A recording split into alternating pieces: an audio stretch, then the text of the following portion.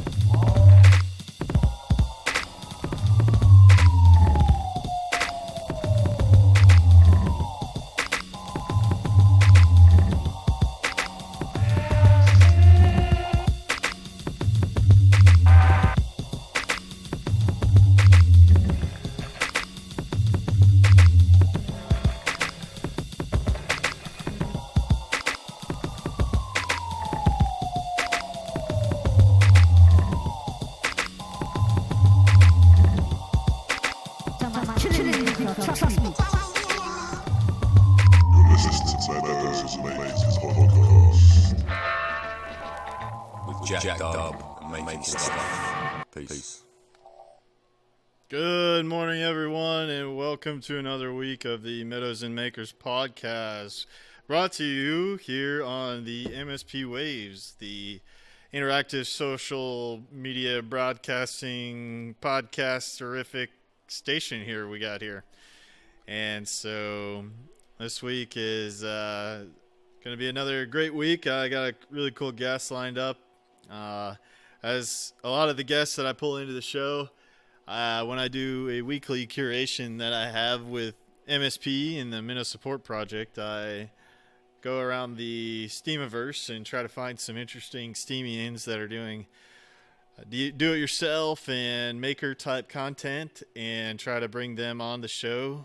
And if they're, kind of in line with the aspects of self-reliance and personal responsibility and kind of moving in that kind of direction, I'm even more excited to get to talk to them. And on today's show, I have exactly one of those guests. So right up front, let's go ahead and do some housekeeping that I need to get out of the way.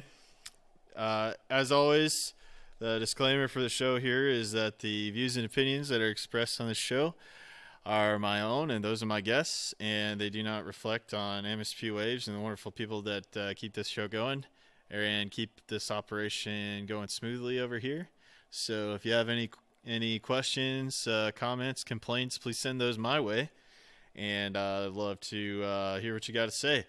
And as always, if you guys have any feedback for me, just make sure that you send it my way. And any questions or anything that you have during the show, if you're hanging out here on Discord, please chat away, and we will bring those questions up during the show. It's always great to have the interaction. So, bring up any questions that you may have during the show, and appreciate it. All right, and to get the show going, I like to do my show motto, as a thing to hold in your heart. I will be an inextinguishable light of possibilities for myself and others. And so it is something that I think that we can all agree on, is that we all want to move into a better direction. We want to live in peace. We want to have good food, good water, and all these things. I think these are kind of some things that we can unite around, and so just to move the world in a direction and be the change that you want to see in the world. So hold that in your heart, and we keep moving forward, and things are gonna work out just fine, I think. All right, yeah. Don't listen to patient zero. There you go. All right. So without further ado, let me bring on solcycler. How's it going, man? Great. How you doing? Oh, I am just ducky, sir. Just ducky. I really appreciate you coming on the podcast with me this morning.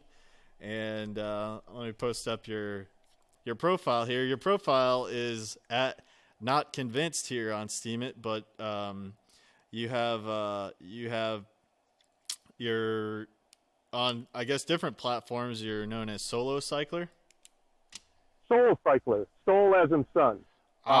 Gotcha. Solcycler. In reference to the solar array that I got that's going to be powering my trip. Yep. So I just recently decided to do this and came up with this name while I was elsewhere. I left Steemit for a while and had trouble creating a new profile on Steemit. So I just took my original one, put up my new display name, which is solcycler, Okay. and just kept it. So everywhere else I am solcycler in different forms of spelling, or solcycler depending on some other platforms that aren't actually very popular yet, but I've got my username on reserve there. So Okay. So yeah, let's just get into maybe a little bit about yourself. If you can tell the audience a little bit about yourself, and maybe a little bit about your background, and how you said you left Steemit and you came back, and maybe just tell us a little bit about yourself. all right. Well, originally I'm from Michigan, and I left about 9 years ago after the economy there kind of crashed after 2008, and decided to move to New Mexico and just trying to figure out where I was going to fit after that, and ended up kind of living nomadically. So I've lived in at least 10 different states since. Eventually met some really good people in Omaha, Nebraska, and this is now where I consider what I consider as my home base. And since coming here, I've figured out quite a bit about myself, and things have changed. I've gotten stuff in order, and I've become pretty much fully self-sufficient myself, which is what you were saying that the show is all about. Learned how to do quite a few things that are kind of away from the societal norm so that I get by just fine, but on my own terms instead of under the terms dictated by society and our government. So I kind of live separate from all that, and I found a way to divest from where I want to divest, and I'm completely involved where I want to be involved, and everything. It's just a continual evolving process from there to try to make that more of a sound mind and body. But since coming in to Omaha, Nebraska, I've adopted a senior couple that have just great couple altogether. They've got the most open, welcoming heart. They help people without ever asking for anything in return, and unfortunately, they haven't gotten a lot of return back. And I've decided that I'm going to help make sure that they stay in the home and have the rest of their life is as comfortable as possible, because they deserve it. They're that good of people, and they've welcomed me equally in return, and that's where I'm at right now. I'm kind of taking care of this older couple. They're making it easier for me to live independently and self-sustainably the way that I want to live, and they've given me their place and opened their home to me to use how I want without restrictions, and in return, I try to make their life as equally independent. That's really cool. Yeah, we were talking a little bit about the show, and I was one of the guys that I really like on YouTube is Rob Greenfield, and he's gone into a challenge and challenged himself to, live as freely as possible. And he built himself a little 10 by 10 cabin, and he's working with somebody on their land to he planted out her entire urban yard, and he's working with her as a piece on her land, and maintaining the farm and teaching her how to do the urban farming and all that kind of stuff. And yeah, that's really cool that you were able to work that out with these folks, and be able to live life on your terms. Yeah, and that's the other thing too, is they're pretty much in homebound now. Jeannie, the wife, is chairbound, and Tom, they just don't come out as much too. So I'm able to transform their property. They're on 3 lots here, to make it how I would like it to be. So I'm actually going to start creating it into a fully sustainable urban stead myself, actually, and go from there. So we already plant tomatoes and a few things, and do a lot of canning and preservation and all that good stuff. But they're not able to do that, so now it's on me, and they're at the point to where they've given over any of the creative abilities of the whole place is basically in my hands. I get to do what I want, and I'm actually their sole heir, and everything's left to me as well. So it's in my best interest to make this place great as it, in the future, because eventually it's going to be mine anyway. Yeah, very cool. So yeah, I see that you have a lot of diverse skills.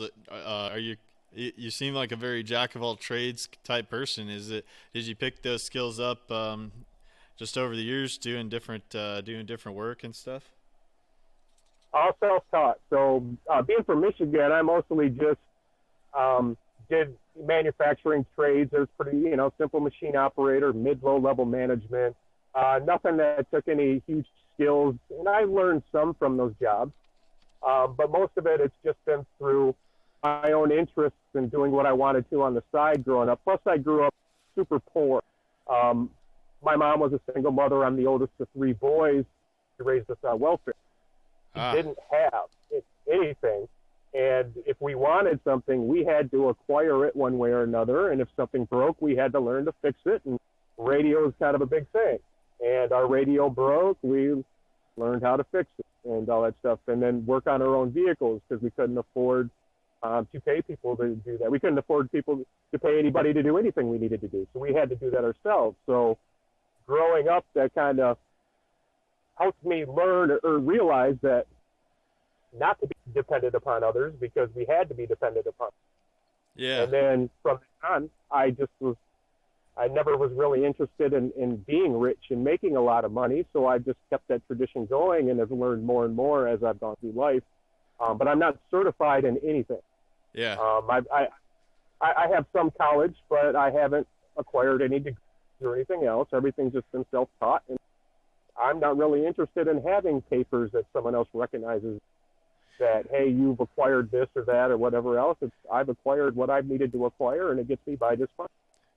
Oh yeah, man. Yeah, I did the college thing, but I think it's largely kind of a scam. I went in for an engineering degree, and then so a lot of times in engineering you kind of you'll get pigeonholed into being that CAD jockey, or sitting behind a desk for too long.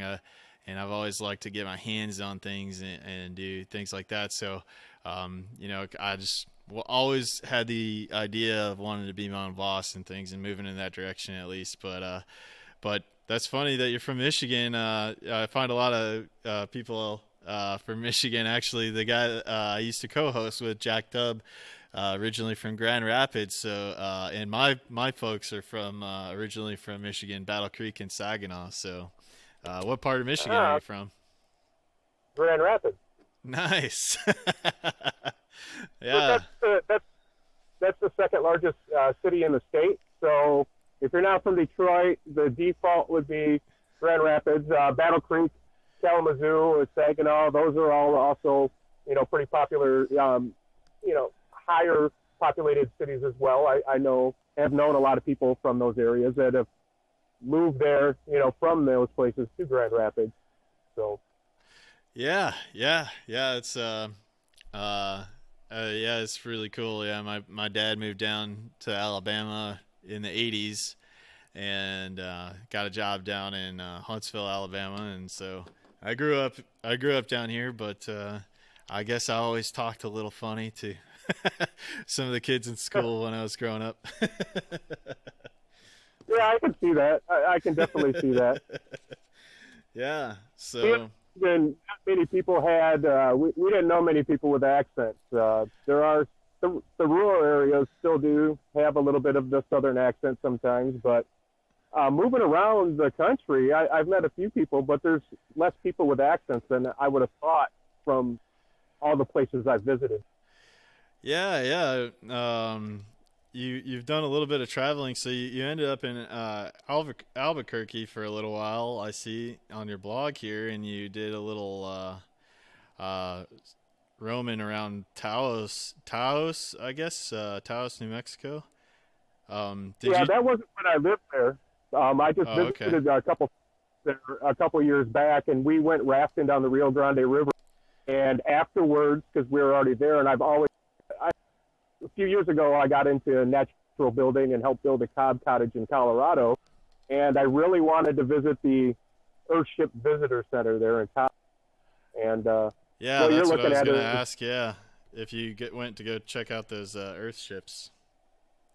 Definitely. I did get some footage of it, but not very good footage of it. It didn't turn out really well, and I may share it.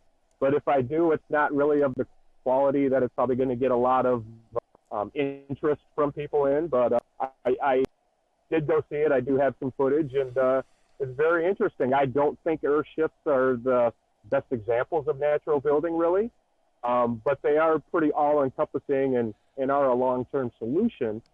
But all that concrete, to me, isn't the best idea, really. But I love the concept and the conversation they started. Yeah. I've always been fascinated with them myself. They're a really neat building idea, and it's just if you can round up enough of the spare materials and things like that, then they seem like they're a pretty good building design, or a good way of building. So. And the design is the main point to take from those. The designs are great. All the concepts are great. But if you notice, Michael Reynolds' ideas on a lot of his builds, I mean, still building $100,000+ Earthships, and that kind of goes against my want to divest from the system and divest from the need of money, because those are still luxury homes that he's building and trying to market it to the higher income type people. And I'm looking for something a little more simple. When I die and whatever I've built, I'd prefer that maybe if someone doesn't like that, instead of having to tear something down, that it would actually just crumble and become back part of the environment again. And Earthships don't really do that. There's a lot of glass and aluminum and cement. Those tires don't degrade very well. So, but incorporating the greenhouse effect in the beginning with the natural cooling, the natural water catchment systems and everything, those are all great systems that can be incorporated into other types of building materials used in the same way. Yeah, we talked a little bit before the show that you go around and you've done a lot of scavenging in your local area, and you can find a lot of the building materials that you need for free just by going around to build sites and scavenging and things like that. So you do that and kind of just put all your things that you're trying to build. Maybe we can segue into your project, which is to build this e-bike and solar trailer that connects to it. And you maybe you want to get into some of that and talk about that a little bit.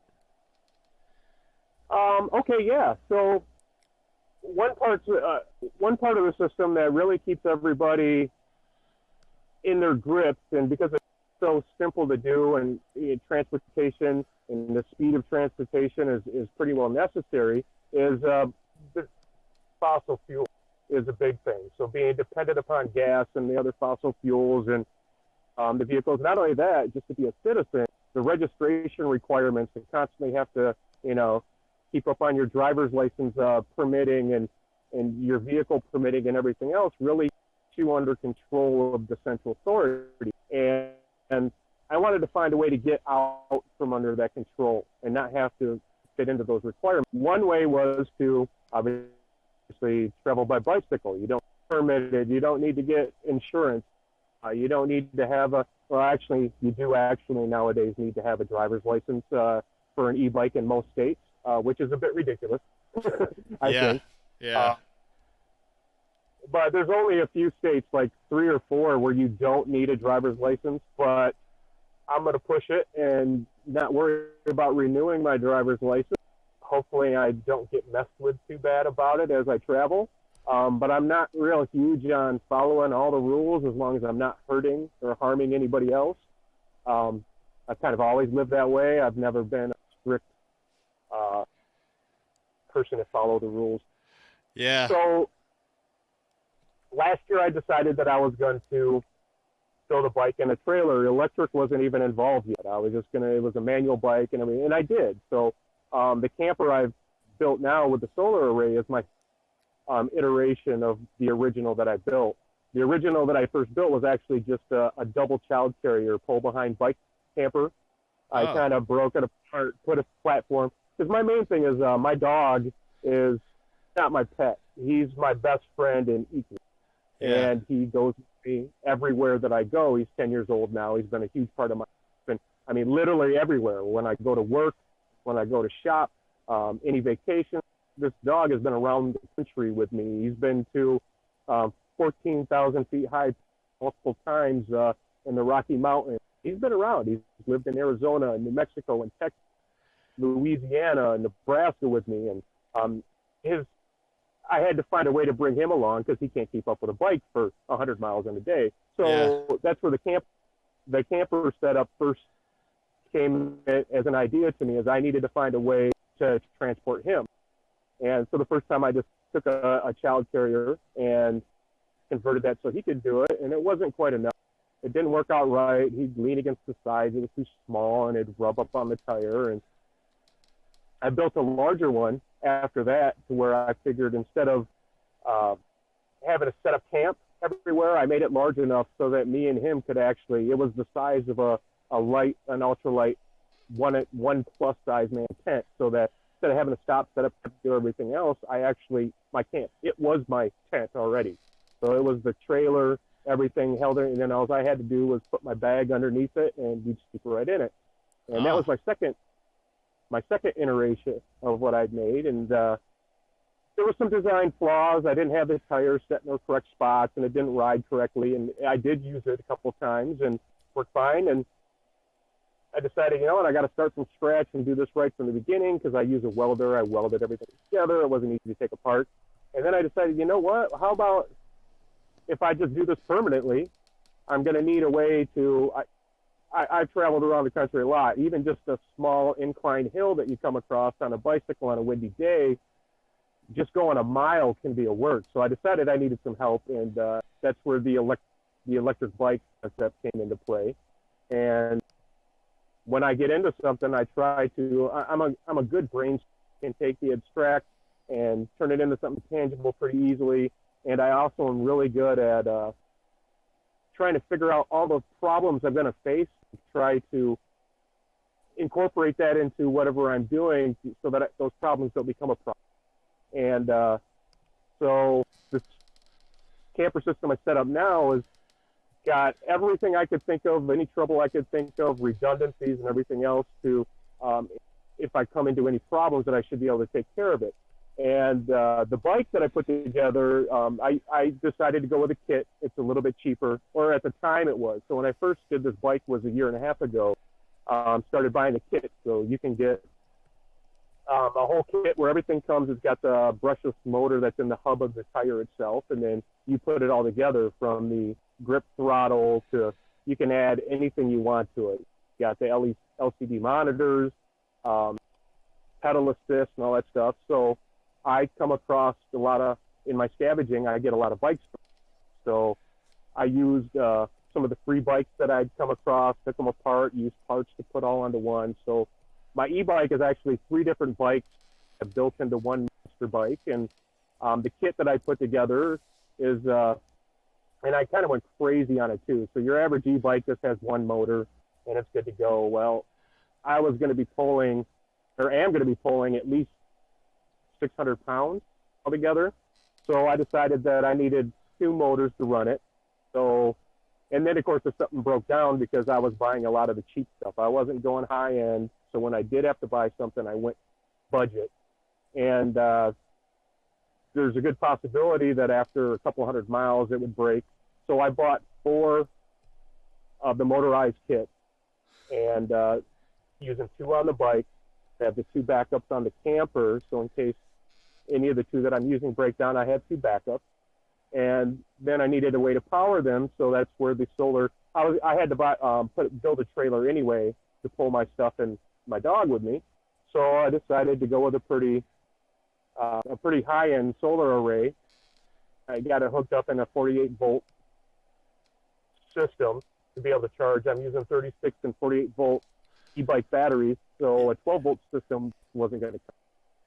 And so I got it all hooked up into a 48-volt array. Yeah, so I was wondering about that. Are you using like 2 different types of battery cells, I guess? Or I saw your layout, and it kind of looked like one of those hoverboard battery packs in there, and then you had your own custom 18650 battery packs, or are they all those 18650 battery packs? I built three of my own from scratch from the 18650s, and the ones that your average one that you buy from online, especially if it's not a name brand, is going to be also built from 18650. So they're all built from the same type of battery cell. Yeah. I bought some pre-built, and for the knowledge and just because I wanted to try to save a little bit of cash, I built them, the first 3 from scratch. It turned out that I didn't really save any money. I built a little higher quality battery, but it's not any more amp hours. It's not going to get me any farther mile-wise, and I paid about the same building it myself as I did purchasing them. So that's why I built the first 3, and then I wanted to have at least 8 on a trip so that I could keep constant power going, is what I was hoping, that I'd never run out of power with 8 of them. And so I purchased the rest after I found out I wasn't really saving. Okay. I gotcha. So you said you had to do a little bit of, I read in your article, you had to do a little bit of modification so that you could integrate the 48-volt battery pack with your speed controller for the hub motors. I guess you said you got two hub motors on the thing, on the front and the back. Correct. Yeah, and each of them is run by a controller, which all the other components run into, and then it controls the wheel. The brushless motors are basically run, instead of a motor that spins, it hits electricity on a coil in a sequence, and that creating that electromagnetic field is what pushes it forward, and then it just pulses it from one to the other to keep the thing going and going and going. So that controller is what controls the brushless motor and makes sure that it goes in the right direction, stays in the right sequence, so that you get cool. With I actually found out the 36 volts were doing it as well, because there's a flaw in the design, and I actually ended up buying an after from the ones that came in the kit, and they're built the same. The power wire that goes to the throttle wire tells you, or the throttle control not only controls the speed and how much torque and everything else is involved, but it relays the message of what you want it to move to the controller, and then it goes to the tire, but it also tells you your battery level and a few other things. The power wire that runs from that, it runs straight off the power wire coming in from the battery. So there's no step down. So if you're using a 36 volt or even a 48 volt, it's going straight to that wire that only needs 5 volts, because it just needs enough to power it to be able to relay the message back. Yeah. And so it's a design flaw that's actually built right into it to where the wheels themselves are also powered. That's controlled by a transformer that actually delivers only 500 watts, at a certain amount of volts that controls that. And that wire isn't under a similar type of control system should be. So I tried it out when I first tried it with the 48 volt system. And at first I figured, oh crap, I tried it out. So I bought a new aftermarket one because I wanted to have enough backups. So I bought 4 kits. I also have backups in the controllers. So everything I have quadruple of, so that I have 2 backups of everything. That includes throttle, the pedal assist, and everything else that I have involved.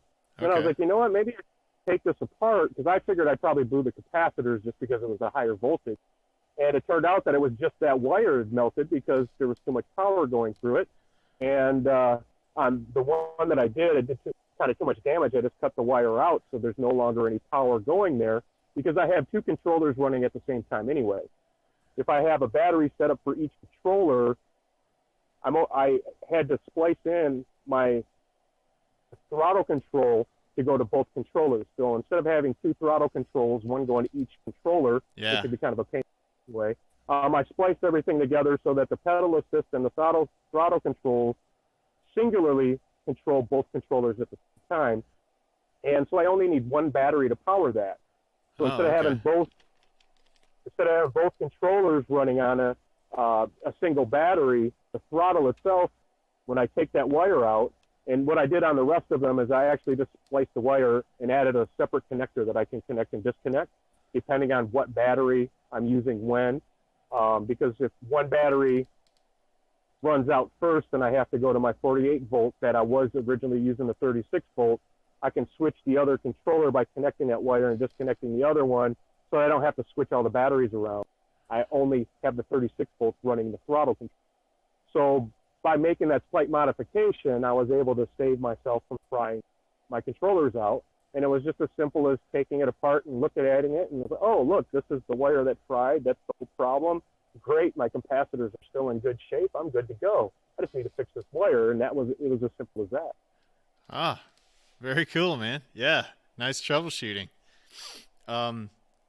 Yeah, so we had a couple of questions in the audience. Solo Miner asked, what batteries are those? The Samsung batteries that you're using as the brand of batteries? So I made 2 different. I used 2 different cells myself when I made them. I made one from the Samsung, which if they looked at my blog and seen the green batteries, the green 18650s, those are Samsung cells. I made another one, which I didn't put a picture on, out of LG cells. And I haven't tested them fully to see if one's better than the other. But Panasonic, Sony, and LG are pretty much the 3 top-of-the-line 18650s or lithium-ion batteries that you're going to. And so I made 2 with the Samsung and 1 with the LG. And once I hit long-term, I'll be able to give reviews on what's better, because the ones that I bought from retail are not made from those type of cells. So I'll actually be able to compare them. Because, China gets a bad rep for a lot of the stuff that they produce. And I did buy, all of these did come through a China subsidiary, even the Samsung and the LG. And so that's one of the nice things about this trip is I'm using a lot of products that I'm going to be able to test out for people in the long term and be able to give them reviews on. So yes, I did use Samsung, but I've also used other versions of the ATC, and I'll be able to give reviews on if it's even worth paying the extra $2 per battery for. That's excellent. Yeah, there's one of the guys I'm big on following is Jehu Garcia, and he's big on using these 18650 batteries from the secondary market, from they're used batteries, and they may have like the laptop, the old laptop batteries, but they still check out, and they might be degraded a little bit, but they're building DIY power walls out of them now, and so yeah, it'd be really cool to actually see some performance data from the brand new cells on the journey that you're going to go on. And I had mentioned to you earlier that I find a lot of computers and laptops through scavenging that people just trash too, and I actually make sure to, instead of buying them that way, because it is hit and miss when you buy them that way and actually getting good ones. And if you're looking for a certain amount and don't want to have to buy 100 to get 25 good ones, it's hit and miss. I save the old ones, and buying them new, sometimes you can still pay about buying the new ones, if that makes sense. But I save some of the old ones and use them, and actually most of the ones that I come across are actually just fine, because if you don't let them sit for 2 years and let them run below 1 volt, most all of them can be conditioned back to live just with a good recharge and discharge and recharge again. Okay. Very cool. Yeah, we were talking a little bit before the show on how a lot of companies are, since Microsoft is not supporting the operating system like Windows XP, a lot of these companies are just getting rid of en masse a ton of old XP computers, and then you can turn around and use them to mine cryptocurrencies, or create your own servers and load Linux on them or something and just run them real cheaply. Yeah, and that was crazy. So I had a huge rush on computers coming in. The last year, it really hasn't been about the same, because you're right, it was about I mentioned Vista when I talked to you before, and it was actually XP. And that's pretty much, everybody's gotten switched over now. But having that knowledge, the next operating system that they decide to call defunct and not use anymore, there's going to be another run on people just throwing computers away. And, I mean, they're just going to be tossing them in the garbage.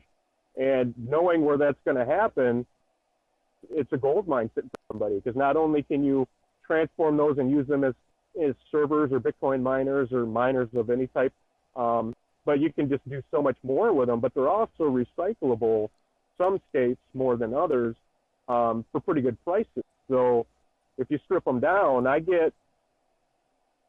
so for your processors, the different processors are a little bit different, but if you know how to strip them down correctly, you can also recycle them and make some pretty good money. I get about $8 a pound, fluctuating back and forth for a plastic processor. When you turn them back in for recycling is what they pay you.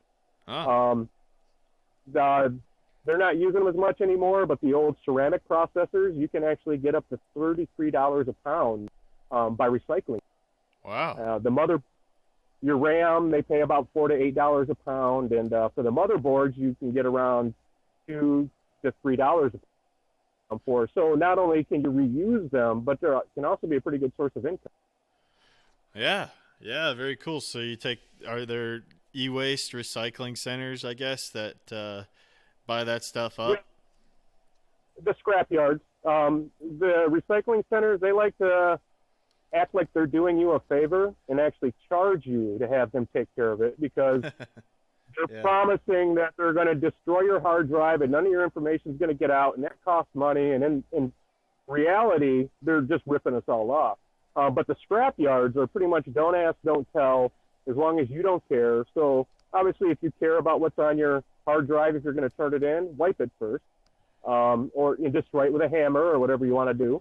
If you don't care, well, then you just turn it in anyway. But your main metal recycling scrap yards usually take both ferrous and non-ferrous. Non-ferrous being anything that a magnet doesn't stick to and you get paid more for it. And anything that a magnet does stick to has got iron in it and you get paid less. But those places usually recycle almost everything, and you're going to get your best return using those guys. Okay. And there are some places that don't deal with the iron. They just deal with the non-ferrous because they're higher paying. Brass, you can get $1.85 a piece for. To where steel right now, actually, Trump's tariffs on China are really hurting the steel industry right now, at least the recycling side of it. So right now, you're only getting back about 4 cents a pound with steel, but you're more likely to find higher quantities of steel, so it still equals out what you're returning as long as you're finding tons. But I would say going to the scrap yards over the recycling. Okay, that's really great information there. So We had another question in the audience from Patient Zero. It was a while back when you were saying something about your driver's license. He said citizenship has something to do with your driver's license is up to date. I don't know if he was being silly or I don't know. Well, it's a requirement because driving a vehicle is considered a privilege, a right. Right. And for that privilege, you're required to get, anybody can go in with bills and get your regular identification. But to get a driver's license, you have to go through a special certification and keep up on that. And it's a constant requirement that you have to meet just to be a citizen, which I kind of find to be a little overbearing. Yeah. If maybe puts it in perspective a little better, it's an extra requirement because you have to do it every 3 to 5 years, depending on what state you're in. Some states it's 8. But in the states I've lived in and had to deal with it, it's actually 2 to 3 years you have to do it. But you have to register your vehicle every year, update your plates every year, keep your insurance going every month. Those are all responsibilities to be a citizen, to have that privilege that you're forced to have to go through. Yeah, and I'm not interested in jumping through those hoops. Yeah. So the e-bike way for me to take away some of those requirements of having to be a citizen to make my life a little more easier, because I don't really care if I get there by truck, by feet, or by bike. It's just the e-bike itself will let me get there a little bit quicker and faster and less tiring. And, it'll be a more enjoyable trip. Obviously, I can go further, than I could on foot any day. Yeah, you won't get hassled as much. Yeah. Yeah, exactly. Not only that, on a hot day like right now in Nebraska, we're 95 degrees with the heat index is well over 100 right now. Walking in this, there's not going to be a lot of breeze. It won't be comfortable. Going 15 miles an hour down the road is going to make it tolerable. So, being in certain elements that actually would help me out and make it more tolerable, to where in the heat, I'd probably want to stop behind a stream or a river and hang out there until nighttime and travel. To where with the e-bike, I can keep a good breeze going and it'd be comfortable enough to even go, during the heat of the day. And my dog is black, so he absorbs the heat and he doesn't handle it very well. So I figured this would actually be a little less tormenting to him. So. Yeah, and you called your dog's name is Nietzsche, is that correct? Are you a fan of the human psychology and stuff like that? Yeah, there was a period that I went through that I was really big into philosophy, and Friedrich Nietzsche was one that I was reading and kind of get to know a little bit, along with many others. And he is the one who coined the term, "What doesn't kill me makes me stronger," because there are events that are kind of related to him that give him a negative name, and really he didn't have anything to do with those elements. National Socialism is one of those. I guess Hitler used some of his philosophy to kind of push his philosophies himself, and Nietzsche hasn't anything to do with that. But like I said, his biggest one is "What doesn't kill me makes me stronger" is his quote, and he's the direct person who first quoted that. And my dog is named after. Very cool. Yeah. Don't people kind of ascribe like nihilism or something to Nietzsche? There's so many different interpretations of what he wrote, because some of it is people just don't want to get into the controversy of it. And Nietzsche was an atheist, and he really kind of had a severe dislike for Christianity.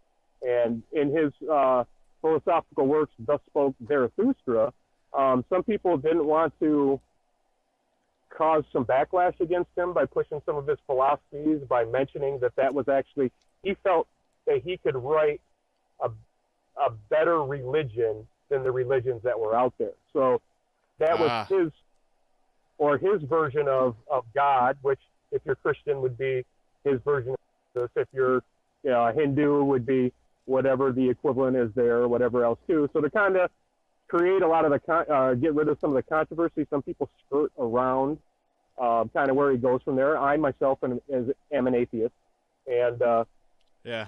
don't think religions are helping our society very well. So I kind of, while I respect people's right to believe, I don't really think the teachings are helpful on any of the organized religions that we have in the world. And Nietzsche was in the same respect there on his writings, that he wasn't really a nihilist, Yeah. but he didn't really believe that what was offered and what a lot of people were following were the best examples. Yeah, so man, I've kind of gone on my own journey in these regards over the years. Raised as a Catholic, and a lot of the things that you kind of discover over time about the church in general, and a lot of the things that they teach never kind of sat too well with me. So I kind of went away with that, but I still have become pretty connected to I feel that there is a creator, and kind of know that in my heart, and have become more spiritual in that regard. But I agree with you on the religion thing. I really do think that the organized religions, they put they try to put people in a box, I guess, and kind of get you maybe tied into their system, especially when you look at the Catholic Church. Man, it's kind of weird. All that money going up into the hierarchy, and all of the evil stuff that goes on with nobody calling things out, and that really bothers me. And I think you get out what you put into things too, but there are certain aspects of it's very kind of mind controlly. And a lot of the history is hidden too.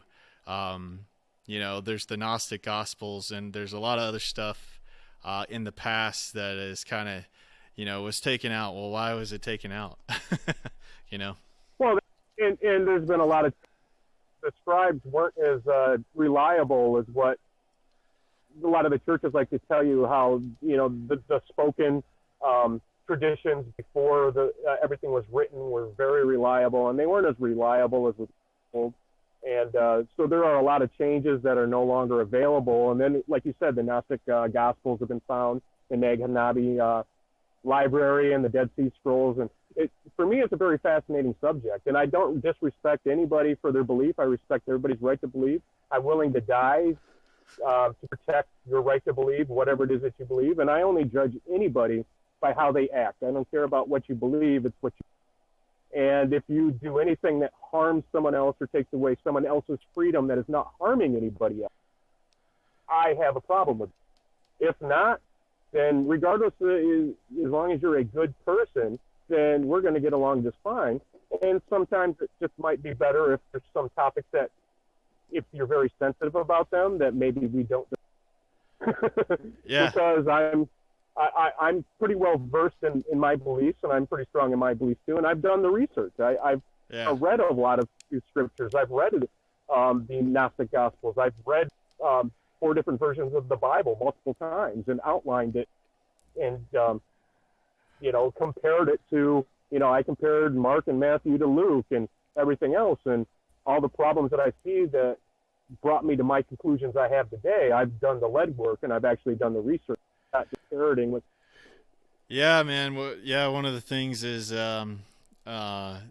actually Jesus, the name Jesus in the Bible, the Greek, that's the Greek translation. It was actually in Hebrew, it's Yeshua, which is Joshua. And one of the fascinating things I learned recently, big fan of Billy Carson, and looking into the Emerald Tablets of Thoth, reading some of that work that Billy Carson put out there, and that's fascinating, where he talks about how some of the things that Thoth was saying in the Emerald Tablets are actually mirrored in the Bible, and things that Jesus was saying. But the actual word Jesus is from Zeus, which means hail Zeus, and it's a Greek translation in the Bible, which is very interesting. Yeah, that's been very popular with a lot of people now, trying to actually use, connect wording at meaning to where we're just growing up, hey, this word means this and that. And when you break things down, there's actually, very, very ancient roots that a lot of these words come out that actually have more meaning than what you really think, and they're more specific. Where now the Webster Dictionary, where they have all these different definitions for everything, and it makes the words seem a little more archaic than what they really used to be. They were meant referred to specific things, back further back. I mean, now things are so diluted that everything means so much more than what it really means, type of thing. Yeah. And I mean, words are very powerful things because, I believe that, the words that you speak actually have, power in reality. Everything is really connected. And I recently read a book called The Blueprints of Mind Control. It was written by author James True. But he goes kind of into a history of humanity and how trauma-based mind control works. And there's a lot of the symbols and some of these spoken things that when you spell something, you're literally, creating, that's what they call it, spelling. Because when you write the word down or whatever, it's a spell, and and saying those words can actually, they're putting more of that conscious effort into reality. It's interesting stuff. Yeah, and there's some science behind some of this too with frequencies. Everything creates a frequency. Frequency is energy, and energy is in everything, which is where you can get. I'm more science-based, and using science, you still come to the same conclusion. Everything is connected, one way or another. Yeah. Everything's part of a chain, and when we die, our energy doesn't go away. It's transformed. I mean, we become fertilizer in the soil for other plants, which is their energy. And so no matter the way you look at it, our energy never dies when we die. My favorite movie, which I thought kind of explained it in a nutshell so well, was Powder, if you've ever watched that. I think I have. Yeah, it's a guy that's like he has like crazy mental abilities, I guess. Yeah, he had no body hair. He was completely white. He was an albino, but he attracted electricity. And but yeah, he had some mental abilities. He could do the spoon bend and all that good stuff. But he also had to have tons of electric rods on his house because he attracted electricity. And then at the end of the movie, he was running away because obviously he was treated as an outcast, and he went through a lot of what we're going through nowadays with the topic of bullying and all this good stuff and the psychological issues about that. And at the end, though, which is a lot of times with people that have some type of deformities from the norm of what we have, they usually die a little bit earlier. And he ended up dying, and as they showed him running through the field, and he just kind of, all of his particles shot apart into individual atoms, and boom, became part of everything. The grass, the soil, the air, the ground, and everything else. And I like, to me, that's just a very romantic way of looking at it, and it kind of explains the scientific side of how it actually does work. I mean, we can debate on whether there's a soul or not, but we can't debate that, yes, everything is connected, all the energy only changes form, but it doesn't go away. And so, no matter how you want to romanticize it, it is true. And then whatever works for you, that's great. If that's what works for you, just as long as you're not following a dogma that isn't backed up and isn't true. Yeah, man, it's weird, the whole thing. And one of the big things that I had growing up Catholic was, you're taught that, well, you're going to go to hell if you're not going to go to every mass or go to confession and all these things. And they're always trying to make you go through somebody to get to God. And it's that's just never set well with me. I've always kind of had that don't tell me what to do kind of thing going on in my life, and it's never set that well with me. But that's cool that you mentioned that movie. I would have never known about that movie. I have a buddy of mine that introduced that to me a while back, And it is very interesting because it does get into some esoteric beliefs, especially with some of these Tibetan monks are said to have achieved this state of consciousness, I guess, called the rainbow body. And there's actually been some of these monks that have said to have transcended their body, I guess, as they were living, and kind of go into a higher energetic form or something like that. Yeah, I've read a lot about, here, there, and of course, obviously in the end, they always tell you we weren't able to scientifically verify anything. Everybody's different. Everybody's chemical makeup is different, and I do believe that, just like with ESP and everything else, that there are people that have a better understanding of the abstract or a different connection to the frequencies, and they can do different things what we consider normal can do, and they're not quite explained. And one day we will get there, because for everything, if it exists, there is an explanation. There's no supernatural, super anything. Metaphysics, I mean, just the word meta alone, I kind of don't like. Just right now, for me, meta just means we don't have the proof yet. But in the end, everything is natural. Anything that happens in our universe is natural. It's part of the natural processes, and there's an explanation for it, and there's a reason why it happens. And it may take another 1,000 years, but we're going to figure it out because we're paying attention.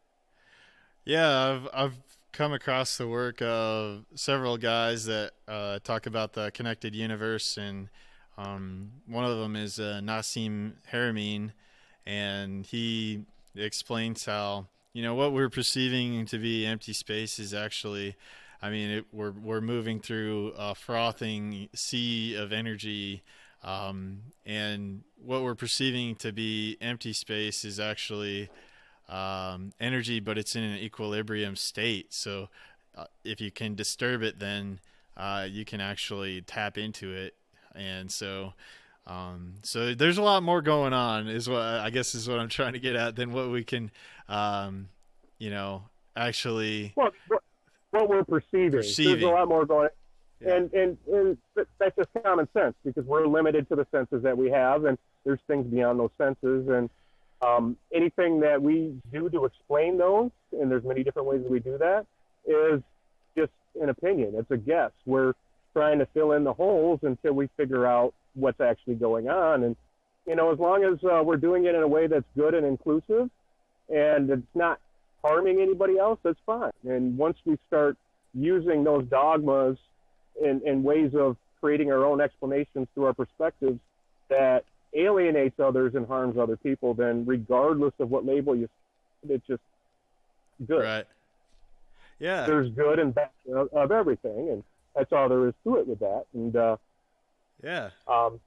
We did kind of get off track here, which you did mention on another one that happens quite a bit, and that happens in all discussions when you get on topics too. But I'm not sure if there's, because I don't see the chat room or what I'm looking at to see if there are any more questions. Did we want to get back on the solar?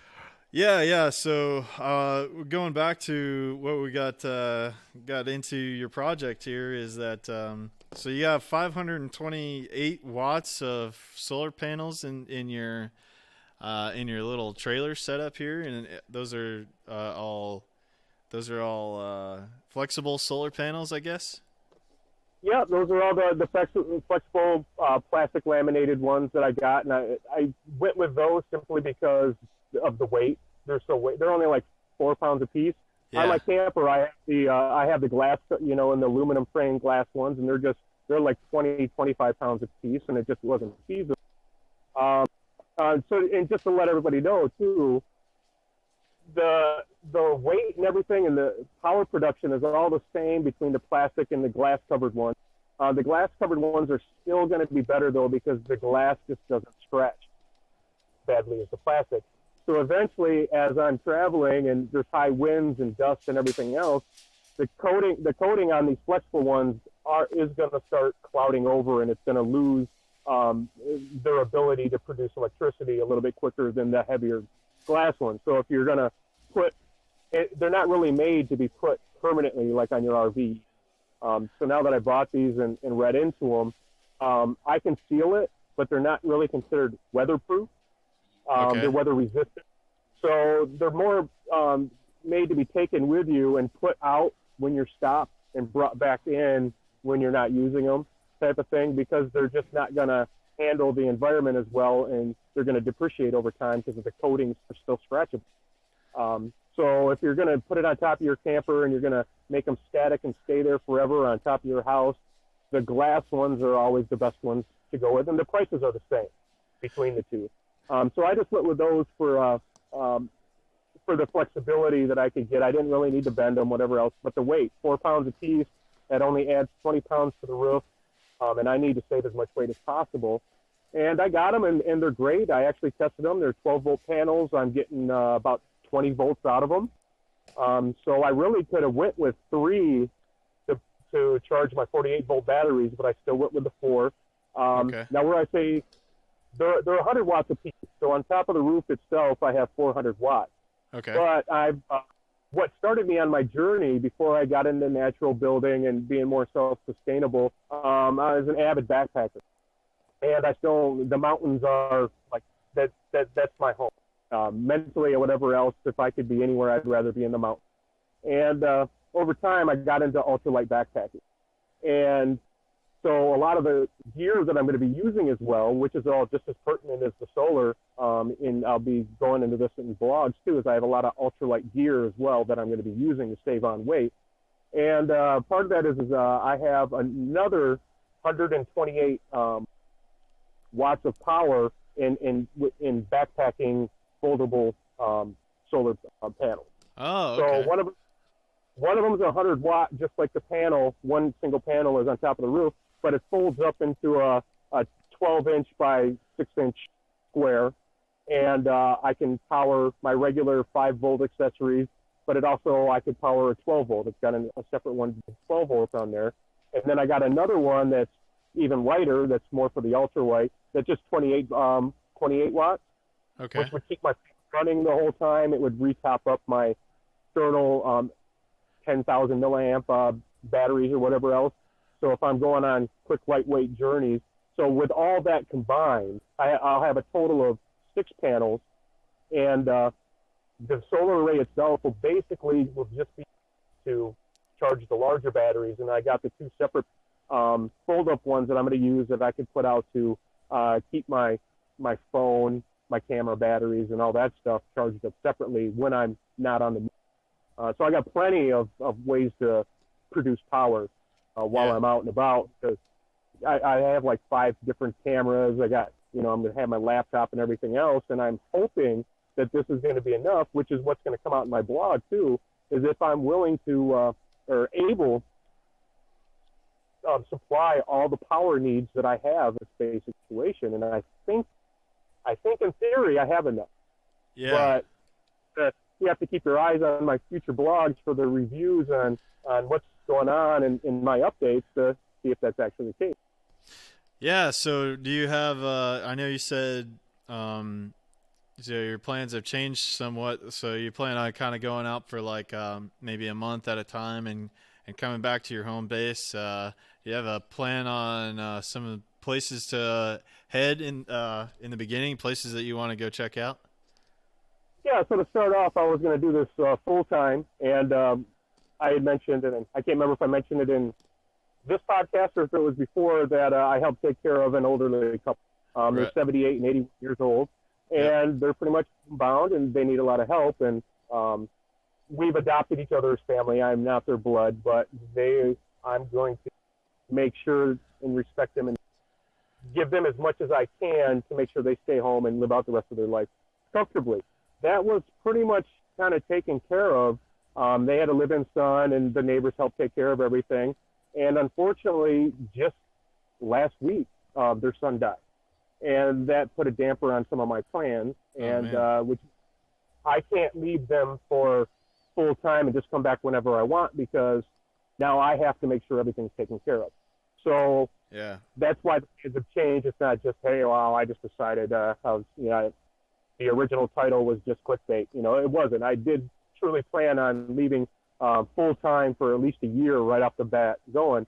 But now I can do it for a couple weeks to a month at a time in multiple stints, and then I still need to come back and make sure everything is taken care of. Or if something happens to them while I'm gone, then I need to come back and take care of everything. And originally I was going to go, and my first trip was still going to be doing this. The heat of the summer is kind of a problem if you're going to be out in the elements and you're not able to go under the air conditioning, which I'm not going to be able to. My first thought was to head north. So I was going to head north up following the Missouri River. I was kind of debating on whether to actually go over towards western South Dakota. Being in Omaha, Nebraska, I got South Dakota's right on the northern border of us. And there's a lot of beautiful area in Minnesota I've got quick access to. The bluffs along the river in Iowa are actually pretty nice too. Iowa and Nebraska kind of get a bad rep for being, just flat cornfields, and they're pretty flat. I've been there. They are on large portions of it, but if you're around, they've got like Nebraska has the Platte River, the Elkhorn River, the Niobrara River is actually one of the top 10 water trail destinations in the country, which a lot of people go to.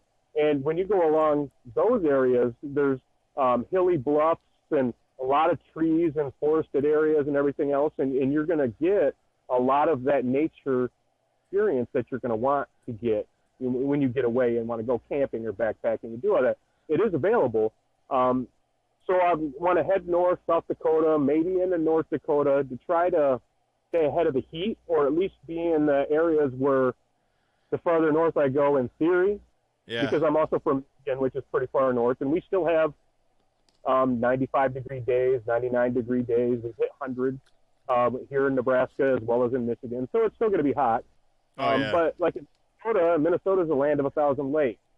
So I'll be able to jump. I'll be using freecampsites.net, which is I've used that resource many a times traveling around the country to find free places to stay, because part of my independence is not using money, and I'm not one to. I don't really rent hotel rooms. When I travel, I'm either finding a place to pop up my tent for free, or I'm staying in my truck, in a Home Depot parking lot.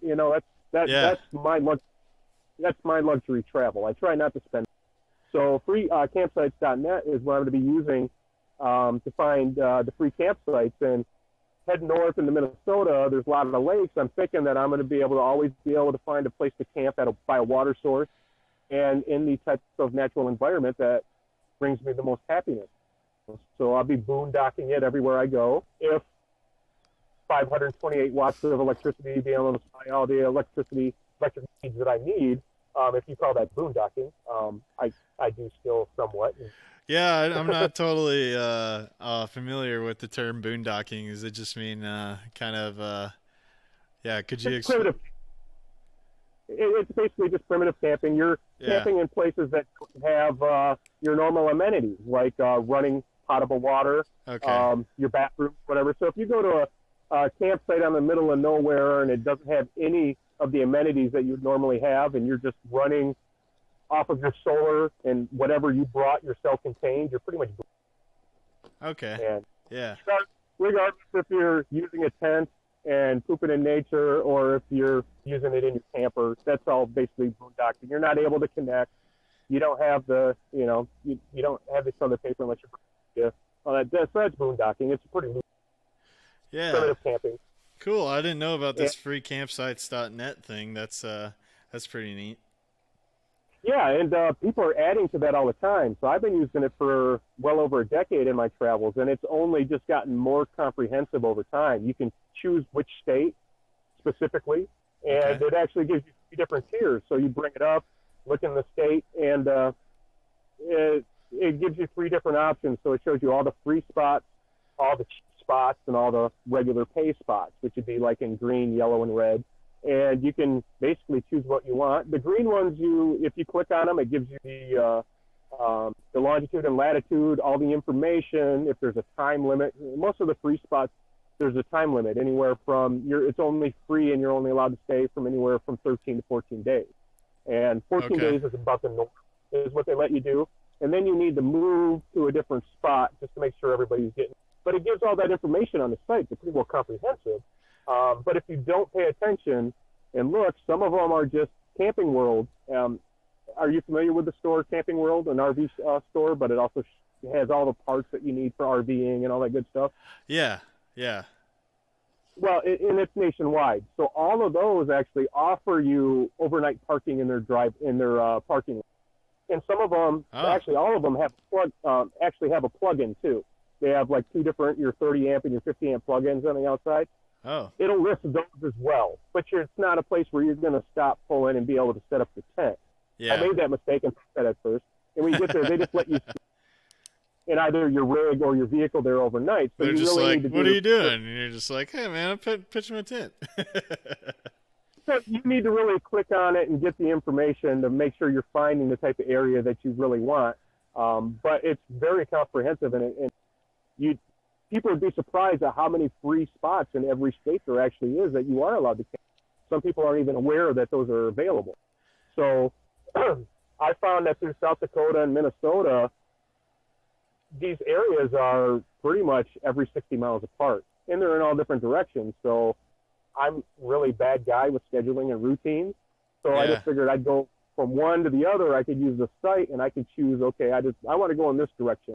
Or this next place is on the same river. I really don't like this river. I don't trust it. I need to find a different water source for the next one, and just kind of jump around using those spaces. But I'm able to use that resource to find the type of areas that I want that have water available. It gives me tree cover for shade or whatever else, and it's a really good resource. And I'm going to be using that. Yeah. And my goal was to find my way over towards Lake Superior through Minnesota. Oh, and man, that is really nice in the summertime over by the big lake. And they have the Superior Crest Trail over there, which is a multi-hundred-mile trail, not quite as long as the Pacific Crest Trail or the Appalachians Trail, but that follows the coastline of the Lake Superior. And it's just a beautiful area, and the trails really can immerse you there. So it has everything there. It is a beautiful area, and there's a lot of recreation to do as well, as along with camping and everything else. But in my blog, I'd mentioned using Workaway to find people that are needing the type of help that I'm willing to offer. And there's a couple people there. There's two actually that I found that highlighted that come out. One person wants to build their land to be like traditional Native American back before we Europeans got involved and kind of decimated their culture. They want to build the tradition non-nomadic culture. So I'm assuming like a teepee, tanning their own hides and stuff. And they want some help getting their property that they've gotten built into those specs so that they're living the traditional Native American way. And I'd like to stop by and give them a hand. And there's another guy that's wanting to build some cabins and do some stuff. He actually does canoe tours along the inlets and stuff up in that area too, which one of the amenities of giving him a hand is he takes you out on, there's free canoe tours, and then you help him build his land to the specs that he wants. So, he kind of wants to be grid, self-sustainable, build some cabins, and that's kind of part of the reason why I was going in that direction, as well as the climate was going to be a lot of shade. Because one of my ideas was towards the Badlands of South Dakota first and then come back. And the Badlands just is kind of like a northern desert. And if I'm trying to avoid the heat and find shade, it's not going to be a good idea. Yeah. So, but I may do that. But my plans are kind of up in the air, and I don't. Okay. I don't really stick to any exact, it may be this, it may be that, it's probably going to be this, but it's going to evolve. Okay, so the Workaway site, it's workaway.info is what you said, and it's it just works by kind of like a barter. It's almost like a barter system, and they kind of give you a place to stay for a little bit, and you're helping them out. And yeah. Is there anything else? Do they provide you meals too, or is it just a place to stay? Yeah, well, to start off, it for people that are wanting to volunteer and travel around looking for hosts, it's $52 a year for a. If you're a host, it's free because you're the one that are making the site, advertising the site to bring people in that are paying. So if you're needing some help for you want any help, volunteer work, or whatever else, you would use workaway.com. There's also Help Exchange is another one. And they're both modeled after the grandfather site, Woofing, WWOOF, Woofing. Okay. And that was the first site ever doing it. And but Workaway is now the newest version of it, and it's the most heavily used. So if you really want to make sure you're going to spend your money the best to make sure you're going to find what you're looking for, Workaway is going to have more options.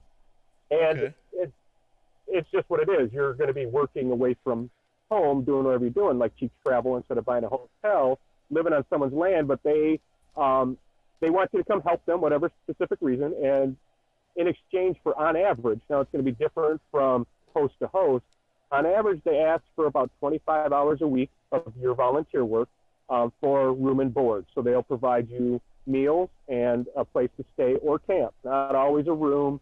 It's not always inside. Sometimes it's just a camp spot. But everything you need, charging your devices, all that stuff is going to be provided for you along with the food, unless otherwise specified. And they're going to require some amount of work in return, which is rarely going to be full time. So you're going to have a lot of free time. It's like cheap working travel. You know, it's like a working vacation. Okay, yeah, that's pretty neat. It is, because and what got me involved, how I found it was when I met Tom and Jean, and I left Michigan. I was kind of just hopping around the country renting rooms off of Craigslist. Okay. And then I got into this relationship with Tom and Jean where we got really, really close, and I kind of moved in and started helping out and doing everything. And I was like, you know what, I really like this. This is really working for me. It works out really well. They enjoy. It's a symbiotic relationship. How can I make sure that I can live this way permanently? And I started doing some research online is when I came across these sites. And these sites allow me to actually maintain my lifestyle that I'm doing without needing a lot of money. So they're really good at helping you gain and keep your dependence. You can find a place that maybe could use you forever if you did, you know, obviously if you both got along or whatever else, or if you're living a nomadic lifestyle, perfect for that because you can do it by state, you can do it by country, it's worldwide, and you could actually trek the world just using Workaway, Help Exchange, or Woofing so cheaply. Yeah, and I it almost it's very kind of a romantic idea because it's almost like the ultimate freedom, especially in the world we live in nowadays where you don't really own anything, you're renting it from the government. So even if you have a piece of land, then you don't really own it. Your property taxes, you're paying property taxes, so you're kind of just renting it. Yeah, exactly. And this way there's no contract, so you're not stuck. You know, it keeps your options open, and it gives you more options. So, you know, that's the main thing about the main societal norms is everybody wants you to commit. And I'm kind of a commitmentophobe is what I call it. But, I've never been able to commit much. Even before I left Michigan, I didn't travel a lot. Our type of vacation was traveling up north and camping and canoeing down the rivers and stuff, kind of in nature. That was always my type of vacation. Yeah. But I still was nomadic. I kind of got bored renting a place. I was moving every year. I was moving to a different place, a different apartment, a different here. And because I'd just get into these set schedules and routines, and it just worked, and I'd become unhappy. And that's kind of my theory about now we seem to have this problem with depression and people being, and you need to medicate it so that the problem is not that your life becomes stagnant and you're just in this schedule and routine that's not working for you. That's not the problem. The problem is that you got a chemical imbalance, and let's medicate you to make you happy living that way. And I found that I think the problem is actually society creating these schedules, structures, and routines that are forcing us to fit within this small box that we just don't fit into, and that's the true cause of depression. So I'm trying to live a free life, getting rid of those routine structures, schedules, and it's working for me, because the only time I ever start feeling like I'm kind of slipping away into any type of depression is when I'm starting to get bored and stuck in these routines. And ever since I started moving around, being nomadic, every time I change and do something different and move around, it's like a reawakening. My soul reawakens, and I'm not stuck in these routines. That's the only time I'm truly happy. So I've always been that way, and now that I've left the state, I just take it to a little larger level by traveling and longer distances and seeing different cultures, areas, and environments, and I've only become more happy because of it. Yeah, I tend to agree with you on that. I think, our modern society, and especially for myself, I was becoming, it was the daily routine and a job that wasn't fulfilling and things like that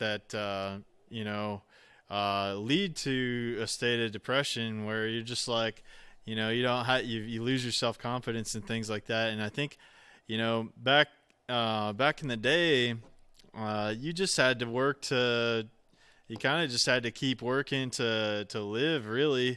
And I think there was a lot less depression because, you think back in the pioneering days, you just had to, build from what you had in nature. You went and staked some land. You worked to just to make your way, and I think you do have to have that.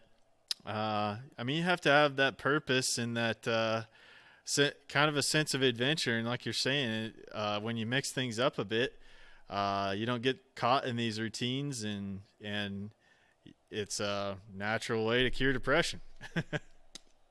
Well, yeah, if you keep things interesting and change it up, you're less likely to be tired when you get home from work and just plopping down in front of the TV and doing everything else at night, which further deteriorates your health, which further pushes you into an unhappy state, is really what it is. So just like you were talking about with the pioneers, well, you get out what you put in, and they had to put in quite a bit. They weren't relying on Walmarts and all this good stuff. They had to push for themselves, and it kept them busy. It kept them healthy, kept their minds going in a healthy direction. And they, even though nowadays they say that they didn't live as long as life as we do, I don't understand that, because if you look at a lot of our forefathers like Benjamin Franklin, he was in his 80s or 90s. All the they tell you that, back in the day, the average lifespan was 40 years old and all this other good stuff because life is so hard. But when you look at the people in the history books, they lived to 60 to 80, 90 years old then as well. So I don't understand if that's just propaganda, because, and you look at maybe in the full sampling of the population, that might have been true because they were overworking themselves or something. But when you look at the people directly in a lot of the history books and everything else, it really wasn't true. These people were living a lot harder lives, and they were living just as long as we are.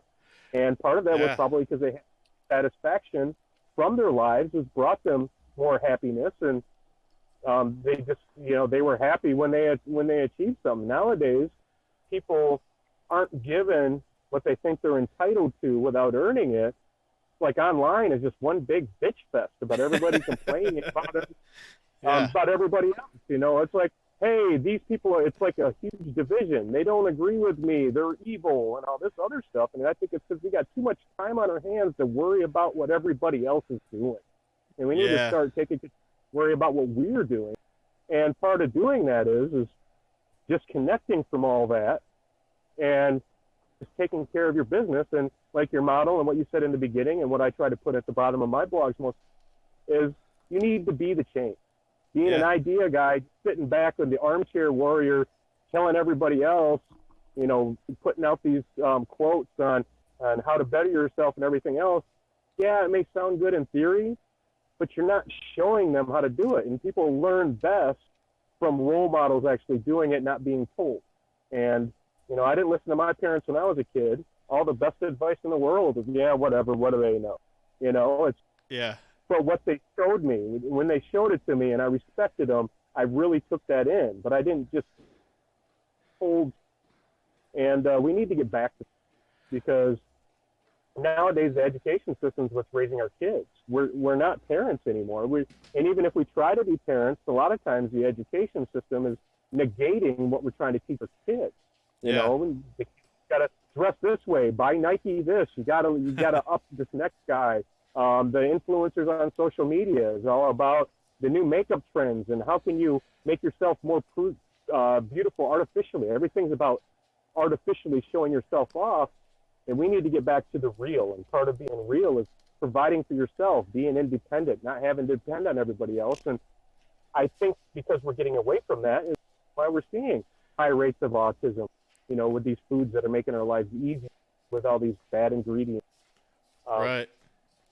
The envy, the whole thing is about being envy because of the entitlement. Yeah. So, yeah. And I'm getting on board the whole idea. I'd like to have kids one day, and I'm on board the idea of the unschooling thing, and the kind of the model that the Montessori schools. Rewilding.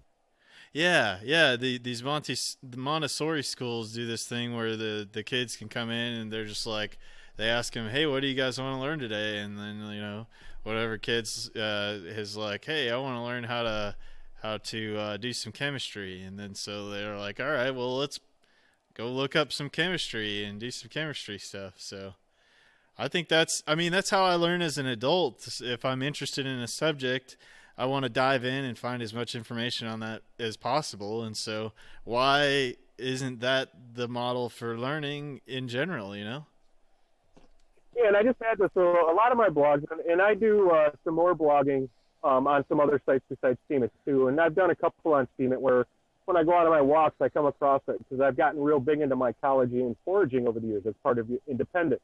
Being able to, you don't have to grow it if you can find it and nature provides it free, right? It's actually less work than having to grow it. So I've gotten real big into foraging. And like I'd mentioned that I was the oldest of 3 boys raised by a single mother on welfare. The last 2 weeks of every month, we went hungry.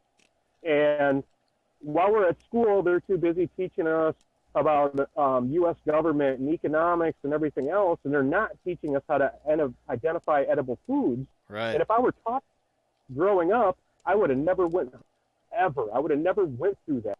All this homeless, we get this homeless crisis and all this. Well, instead of giving them money and trying to pull them up and just give them these entitlements to push them back in to conform to society, why don't you teach them how to identify food? Why don't you teach them all the value of that dandelion that they have access wherever they want every day that would sustain them and be medicine as well as sustenance? And then it wouldn't be a problem with us having to, because most places are feeding them rather than housing them. Okay, well, why are we wasting all our feeding them when they have access to free food? If we just taught them how to find it, and then we could use that money in better, more efficient ways to help them and society as a whole. And our system's always about putting Band-Aids on everything and not really giving the information that is really useful. And so, like you said, now I'm real big into that because now I see the value in that. And we do need to teach our kids that through the rewilding, the unschooling, and all that good stuff. It's more important than they learn what's available first and how to cultivate it and use that to their benefit before us just teaching them how to be a good citizen and member of society. If we teach them how to be good people. Absolutely. And be intended people, so that they don't become a burden on society, then we don't have a lot of these conflicts that arise because of, this. Or everybody right now, it's socialism versus capitalism, and each one's evil and everything else. It's like, you know what? Everything is provided. Why do we have to make everything monetary? Why does everything have to be about economics? Yeah. Why can't it be environment? Because everything is already provided in this world. The earth provides it all for us. We just need to know how to find it. You're right on the money, man. And that's my similar ethos that I've grown is that people that are self-reliant and resilient and know how to grow their own food, know how to filter their own water, can know how to build structures, they're not easily manipulated. And those are really all you need when it comes down to it. Those things you just.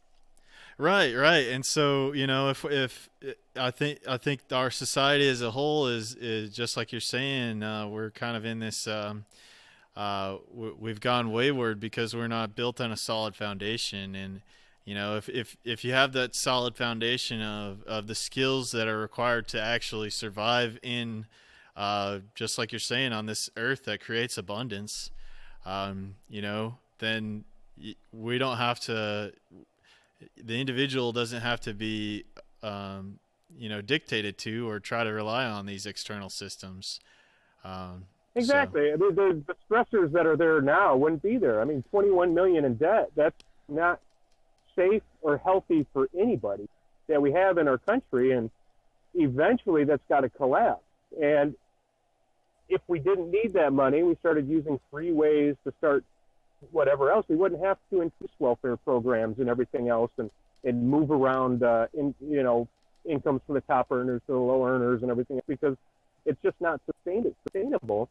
And debt like that, it makes us weaker as a whole, type of thing. And that's another big part of the reason why I built this e-bike, and to go in the way that I'm doing, because first of all, traveling slower, besides when you're in a car, you're flying through, I can fly through 500 miles in 8 hours, okay, which is about average on often with all the travel I do. And you're missing so, I mean, you can only stop so much. If you got to get there in 8 hours, you can't take 3 days. Yeah. But when I'm on my bike or out hiking or foraging, that's a big reason why I really love mycology, is if you're going to go looking for mushrooms, it forces you to slow down and take one step in front of the other, staring at everything below you, taking it all in. I'm taking enjoyment out of it. I'm stopping to smell the roses, right, giving me the time to appreciate everything. And that's the same thing with reducing myself from a gas guzzling truck down to this e-bike, is I'm still going to be traveling faster than hiking, but I'm going to be able to cover more ground to where, and with the foraging that I got into, I'm not all knowing on what's edible and medicinal. And part of that is I'm not learning fast enough because I'm too worried wasting time to come up with gas money to do my travel, to get out hiking to do this, that it's taken away my learning time that I can dedicate to learning. That by getting out there, living primitively, straight up there, self-sufficiently, independently on my e-bike, camping, doing things right there in nature, that it's going to force me to be able to give me the time to learn more in a faster way. And so this is also a great learning experience. I'm not going out and using skills I've already have. I'm going out, honing and building on skills that I have, creating more skills. And that's a big part of the reason why I'm doing this. Yeah, I'm right on the same page with you, and that's a big reason in future vision to work on this property that I acquired, is to build a education center so that I can have people come in and take workshops and teach all these skills on how to become more self-sufficient, and just try to spread that culture for whoever wants to come and participate in that, and whoever wants to learn. And I think that that'll move things and can move things in a different direction. And I think the counter markets and wherever you can, try to barter with somebody and make trades, and try to eliminate using money as much as you can. To stay outside of the current system, especially if you can see the system for what it is and start withdrawing wholeheartedly from it. To I think we talked a little bit before the show, is that our tax money is extorted from us, and then it's used to pretty much just pump into the military-industrial complex. And so we're just directly supporting that with our income if we enter into that system. And I don't want to get into too much detail there too, but yeah, since I technically create income, I don't support those industrial complexes.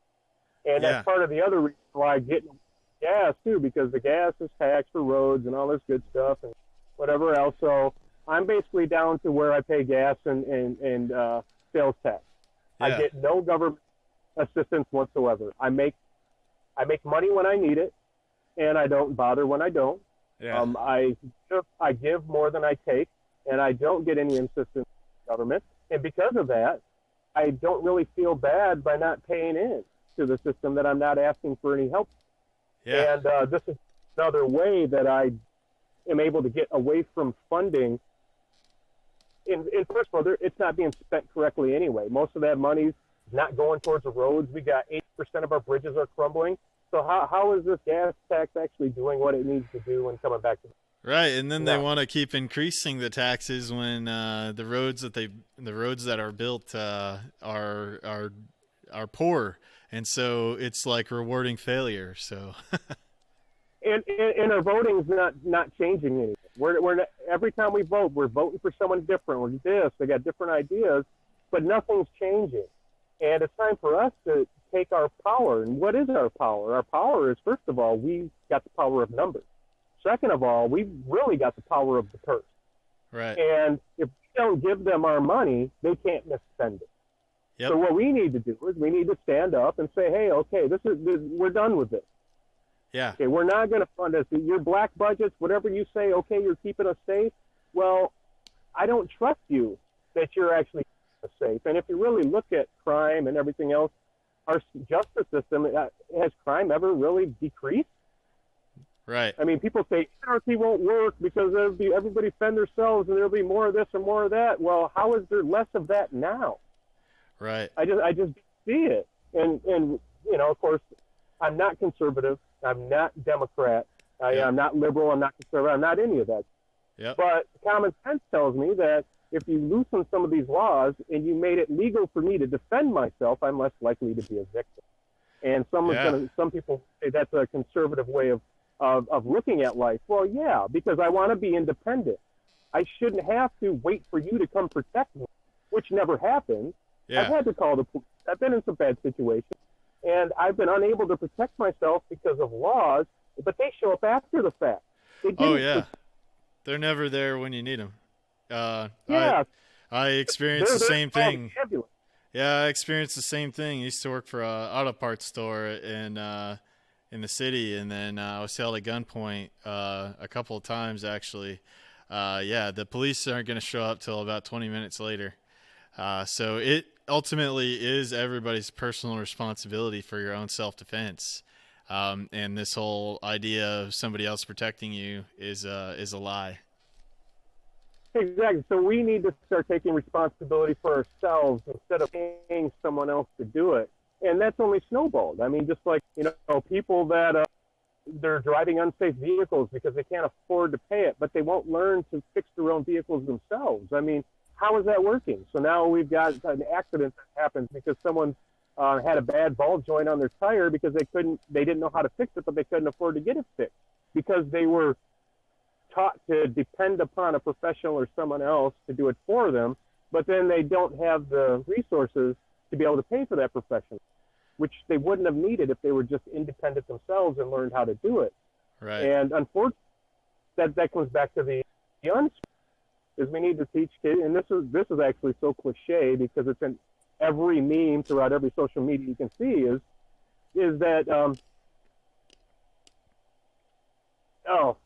well, now I just lost the train of thought there too. But basically what it comes down to is that you need to be responsible for, you need to unlearn what you've learned and then be willing to learn what you need is what it comes down to. And instead of expecting, hey, they're professionals, they're going to fix my car. No, we need to be more independent and do it. Yeah. And that's what this whole thing is all about, me being completely independent.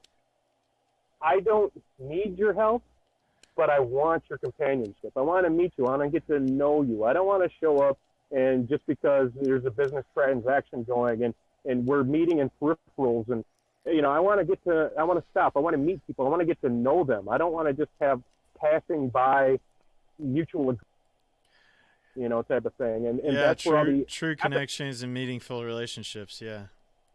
Exactly. Start working on building empathy through knowing somebody and being able to actually see where they're coming from instead of all this apathy from just passing people online, which don't get me wrong. I love the internet. Most of everything I've learned and what I know now, I've learned from the internet. There's great uses for the internet too, but doing all of our communication through those mediums instead of in person is what's really growing the apathy that we have in this world. and the lack of the lack of independence coming about from that too. Yeah, And I see so many people that fall into the apathy, and once you kind of start learning about a lot of the things that are going on in the world, it does kind of lead people to become apathetic, because then they think that, what can I do to change, the system as the gears are grinding away right now. Well, I think it's taking the actions just like what you're talking about here to be the change, and you just move and withdraw from this system as it stands and be the example for others. exactly, you learn how to be independent yourself. You can show someone else to do it, and even how to do it, and be an educator. That sounds great. What you want to do with your property, I mean, that would be, and to do what you say you want to do, you're going to have to create it yourself, and you're going to be bringing people together, and you aren't going to be able to teach everything by yourself. You're going to need other people to help you. You're going to need people to help you build, and that's going to be building community to build more community and to keep that building going. And I commend you for that, and I'd love to help and obviously see that vision come true. Man, you're welcome, and whenever you feel like making it down to Bama, it's hot as balls down here right now. You're more than welcome to come, man. Yeah, and I'm not a stranger to that too, so we'll have to definitely just keep in contact, and I'll have to see where you're going, and hopefully Absolutely. what's going on both sides, we can make something happen so that we can meet up to help get that done or something. Absolutely. But I'm pretty sure I'd be able to get down that way at least once, sometime to give you a hand. So, but we'll just stay in contact and see how that goes too. And on top of that, I want to kind of travel around and help as many people as I can. Even if it's just getting, my main focus is to help people that are homesteaders, because they're the biggest ones that have something tangible to work towards and are trying to get their independence. Yeah. So if I can help people find that independence first, then they can start spreading that after they've gotten themselves established. Then they can actually start using that establishment to help other people, and even just starting up your own CSA. These. Absolutely. You can't grow everything you need, and just by doing that is doing the same thing. You're making healthier food. You're promoting other people to work with you to create more healthy food and to try to get ourselves at this point. All that works towards self-sustainability, and I'm trying to look for ways to make my own, add to my own independence, and help other people find that. And I'm glad to help support anybody else that's looking to do the same thing. Yeah, me too. There's on Steemit initiative and a project that a fellow Steemian created, Sage Scrub, with homesteaders on here. He created a website so that you can list your products, and some people have some services on there. I know White Walking Feather, that's on here on Steemit, provides some of his I guess it's kind of like a talk therapy kind of thing, or and then Eagle Spirit does some Reiki healing stuff, and you can do barter. You don't have to use any kind of payment. You can do a straight barter with somebody, or you can other homesteaders can list their products on there, and it's kind of like an Etsy, but he's not taking any kind of a cut. He's just created the platform. Everybody's helping each other kind of market themselves and things like that. And so it's, these systems, we're building the systems that are making the old ones obsolete. And it's just about, just being the change that you want to see in the world, and just starting to move the goalposts in a new direction is what I like to say. And that's what's great about the blockchain. I mean, Steemit, I haven't been super active. I'm just not a super active blogging type of person. I tend to be more private, even though I try to be more open and want to get more out there than I have been. But I'm more even nomadic online as well. But I have seen the Homesteaders Scoop. I am familiar with Sage Scrub, and that whole group in the homesteading section that's into all that too. And all great people. That's a great initiative. And the nice thing about that is there's no middleman, so you're not unnecessarily supporting the system any more than you have to, dictating how your money's being spent. And that's great. And that's why there's a lot of argument right now on Steemit with the new hard fork that they want to come up with, and the new system with the EIF system and the the EIP, and we all need to really weigh in and do our research and be part of that, because Steemit and all of these other blockchain platforms rely on us. And if we don't take initiative and be part of that, then we don't control anything. There's nothing decentralized about it. It's still letting centralized authority or a small group of people make the decisions for you. And if you want Steemit to remain working for you, and even just remain, we need to get involved, get educated on these topics, and make sure that these hard forks are working for us and for the platform itself, so that, and the nice thing about Homesteaders Coop is no matter what happens, that can be instituted anywhere. So, and I don't see Steemit going anywhere whatsoever, too, but some decisions can make usership go up and down. And when it goes down, and these great, some of these great cooperations that are out there slow down and move, and things, whatever else too, and we need to make sure that those things are getting built up instead of so. And that's a selfless act, putting that kind of thing up, and I love Steemit for being able to have the ability for us to create those type of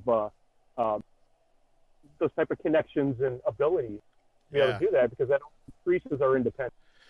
Yeah, exactly. Yeah, and speaking of educating yourself on what's going on Steemit, we got Crimson Cloud shows Steamwave Saturday coming up next, which is an amazing show to learn about all things that are happening on Steemit and educate yourself better on all the recent happenings and everything. So she does a great job on her show getting everybody informed. I really like that you're into all the foraging for wild edibles and things. It's something that I've started to get into myself, and trying to identify, common plants that are around that you can just, that grow wild everywhere. And it's fun as you're walking through the woods and you're looking around and you spot that thing that is edible, and you're like, whoa, I know what that is. And you can go out there and pick something. It's really cool. It's almost like these things start to pop out at you after you can identify them positively a few times. And we have also another problem with the elderly not being able to afford their medication.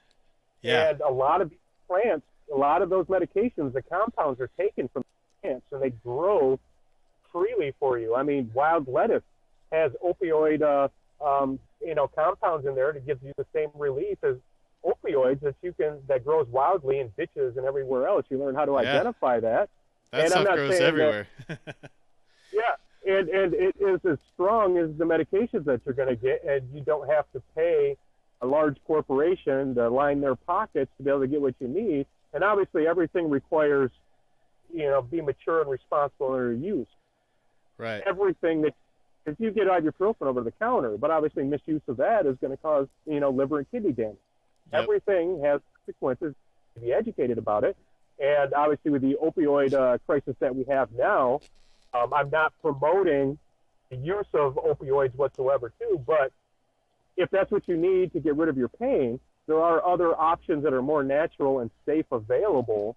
And with the correct education, you can find them, you can get them, you can find them for free, and we can cut down the power on these larger corporations that actually are keeping us under this financial control that we don't need to be under, and it's not healthy. Yeah, it's Neil McFadden says wild what? It's called wild lettuce. I think there's a scientific name for it, but it's like a spiny stalk that grows up, if I'm not mistaken, and it creates like a milky latex thing if you slice into it. Just cloud lettuce, and it'll give you all the information. That's one of the great uses for, using the internet is, a quick browser search will give you a lot of information on it in preparation. I don't want to get into, that's just Yeah. so much information right there just on one plant, but they're available. I myself, there's the CBD oils and all that good stuff. And Yep.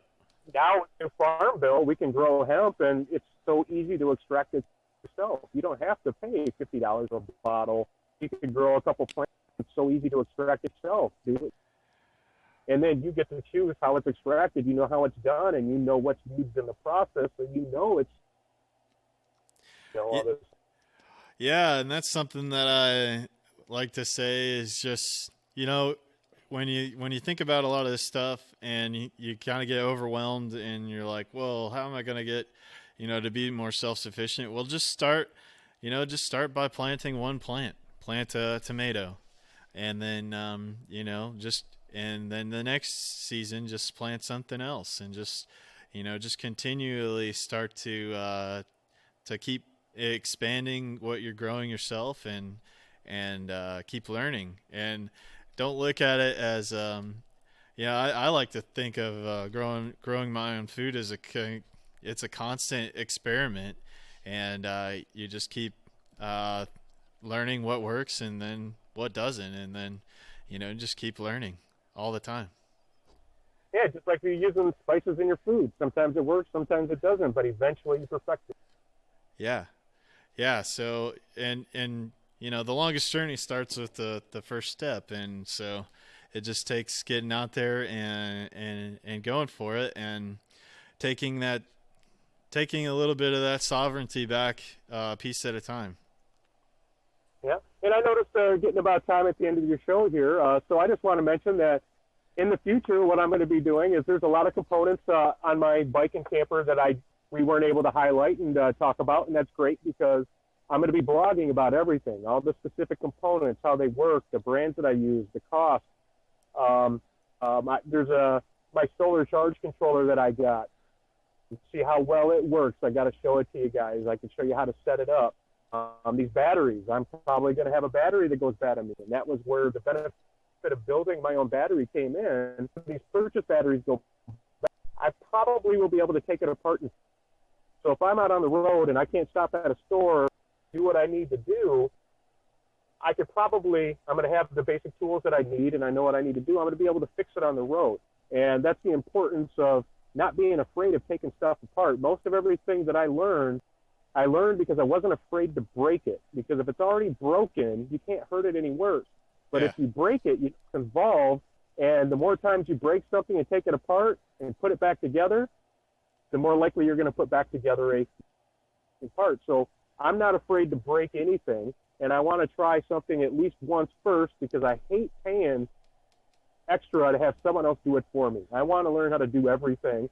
My goal in life is to be a lifetime student, which you are whether you like it or not, and I'm going to try to make the most out of that. So I'm not only going to be using these batteries to be able to give reviews and show everything about it. If they break, I'm going to show you what I did to fix it. There's going to be great views. Got some pretty good cameras and everything, so I'll be sharing the environment of where I'm at. And when I do find these items, these plants and mushrooms that I foraged, I'm going to show you how I found them, how to identify them. I'm going to put them in my meals. I'm going to add them to my meals and show you how to prepare them. And I'm also bringing dehydrated. So what I've used for backpacking, a lot of people get these mountain dehydrated meals and everything else, and they charge an arm and a leg.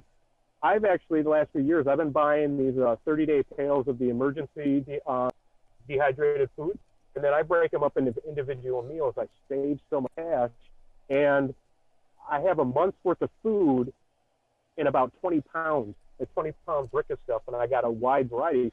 So I'm actually, when I go out and do this, I'm not going to have to stop at a store for sweets with everything I'm going to have on.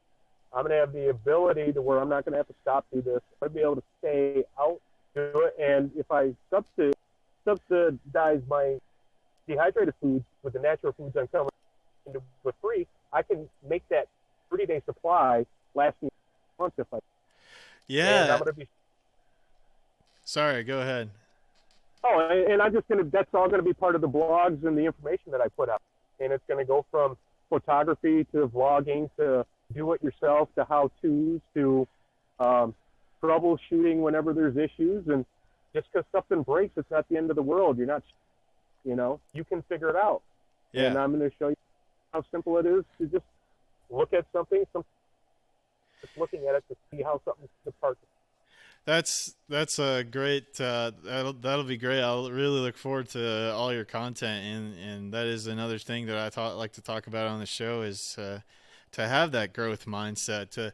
You may not know it right now, but don't let yourself limit yourself by saying that you won't be able to figure it out. That the growth mindset is all about, well, I may not know it right now, but I will eventually. So, yeah, it's awesome. Yeah, because a lot of people, when they're not, they don't have experience with something, they don't get into it because they're intimidated because they think it's going to be harder than it is. Right. It's looking at something as, man, that looks like trigonometry, and then when you really get into it, it was really just basic arithmetic. But you don't know that until you actually are willing to try it. And most of the time, it's not difficult is what to be in our mind. Right. Yeah. And a lot of the journey is just getting started, and I've come across that a lot in my own life, and learned that a lot of the times I'll want to have this idea in my head and learn about something, and then eventually it just takes getting out there and doing it, and you don't get it right on the first time, but you learned a lot in the process, and then by doing that, you might find somebody else that can help you and has the knowledge and can give you more tips and help you get better faster. So exactly, there's been many things that I've created that work, but it didn't work in the best way it could have. And then meeting more and more people that were doing that type of thing or more research, I figured out, I would have been able to get twice the life out of that if I'd whatever else. But yeah, we have to interact with each other to learn from each other, and we get so much more from that personal interaction than just watch or reading something in text online on how to do it step by step. Yeah, absolutely. You can watch as many YouTube videos on something as you think that you have the mastery over it, but it's a totally different thing to get your hands on something and actually build it or do it. So yeah, you just have to get out there and do it. So yeah. So it's been excellent getting to talk to you. And so to leave everybody off, your Steemit username is Not Convinced. But also known as solcycler. Correct. As the sun cycler. So that's right. Sun-powered, totally sun-powered. My comfort is going to be sun-powered, and then that's the main reason. Awesome. It's been fascinating getting to talk to you today, brother, and I really appreciate you taking the time out of your day to come on the show with me.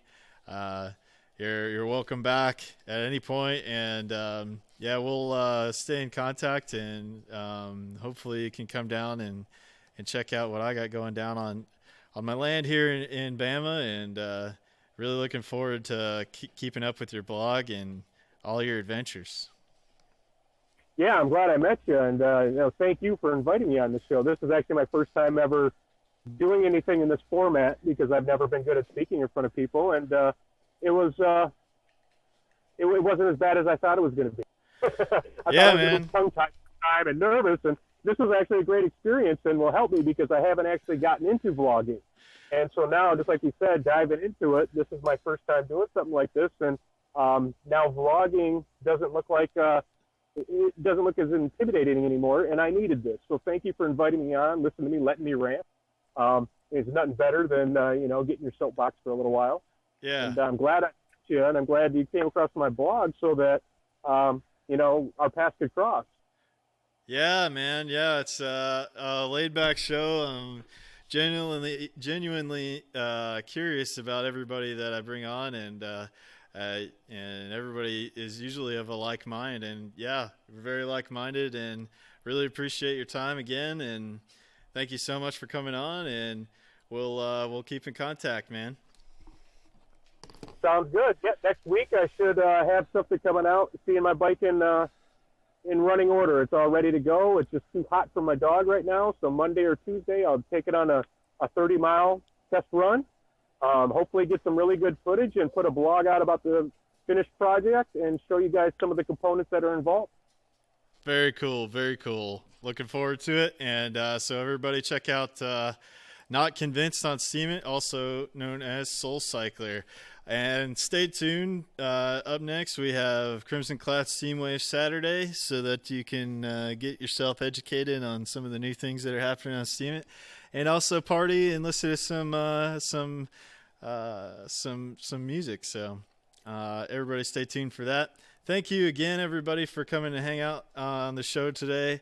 I'll do a quick shout out to everybody that's hanging out in the audience. We have Big Tom, Breeze. We got Toriko, Freaky Furry Friday, great name for today. Hypexis Spiral, John Udire, we got Mind Trap, we got Neil McSpadden, Patient Zero, Peachy Mod, Rondon, Steam Pal, Qua, Sunravel Me, and Tainted Blood.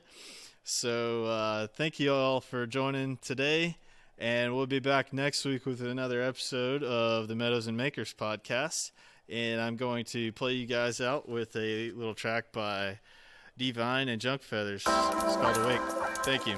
We'll catch you next time.